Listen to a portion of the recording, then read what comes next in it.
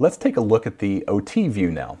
Here we can see those same devices arranged in the Purdue model, based already on what we know about the type of device and the interfaces that we're seeing those devices on.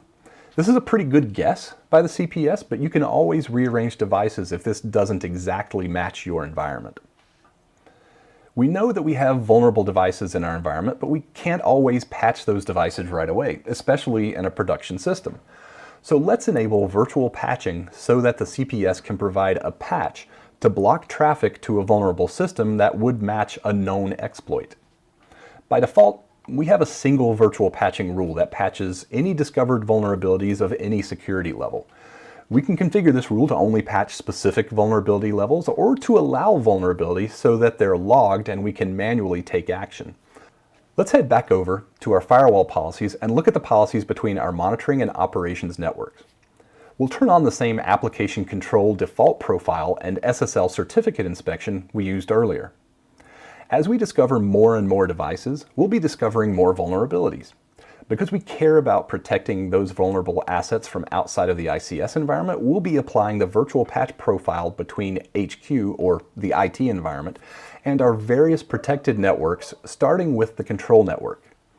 This is where we activate the default virtual patching profile.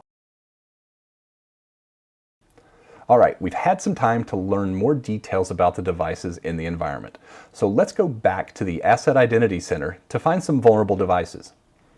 It looks like we have several vulnerable devices now. Some aren't so bad with a single low severity vulnerability, while others have a whole stack of high priority vulnerabilities.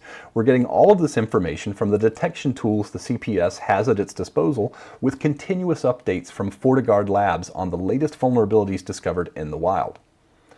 There are enough vulnerabilities in our environment that we should start to see some virtual patches being applied. Let's look at our security events logs and filter them for virtual patching messages.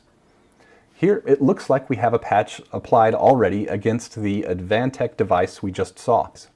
Here we're dropping only the traffic that matches the attack profile. This could be a specific URL, a data pattern, a port number, or anything else that is identified in this CVE. FortiGuard also maintains our database of OT threats, protocols, and device definitions, as well as virtual patching signatures. We currently have over 1,300 virtual patching signatures for known OT vulnerabilities. You can view the currently installed list of signatures directly from the FortiGate, and we can search for a specific vendor, OS type, name, or well-known CVE. Similarly, our application signatures are continuously updated by FortiGuard. We currently have around 9,000 application signatures that a FortiGate can detect and take action on.